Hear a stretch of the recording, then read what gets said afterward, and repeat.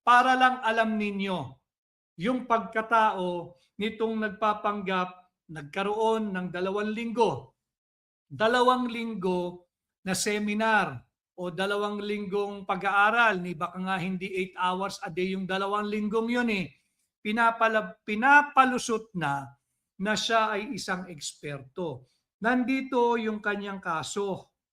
Final ito February 27, 2026. May file ito February 27, 2026 at 3 p.m.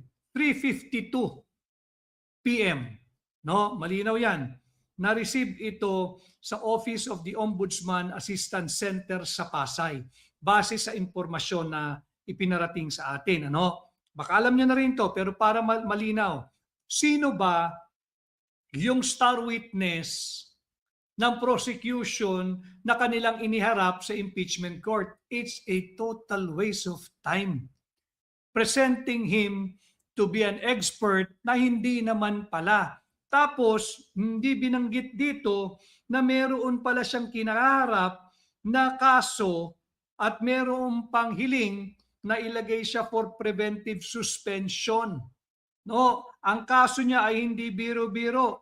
Arbitrary detention, delaying release, search warrants maliciously obtained and abuse in the service of those legally obtained, searching domicile without witness, falsification by public officer, employee, or notary or ecclesiastic minister, perjury, robbery, extortion, theft, pagnanakaw.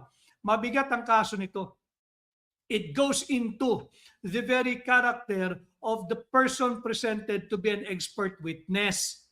Na gustong palusutin na siya ay eksperto at yung kanyang testimonya kahapon ay nagkabutas-butas na.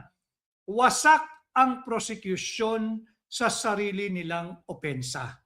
Yan ang naganap sa unang linggo ng pagdinig dito sa huwad na impeachment case laban kay Vice President Inday Sara Duterte. Malinaw dyan.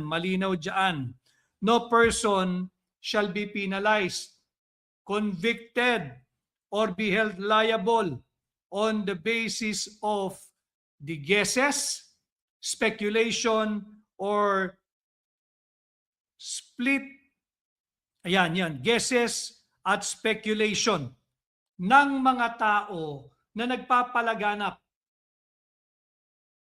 ng mga testimonyang wala namang basihan. Yan yung nasaksihan ng sambayan ng Pilipino.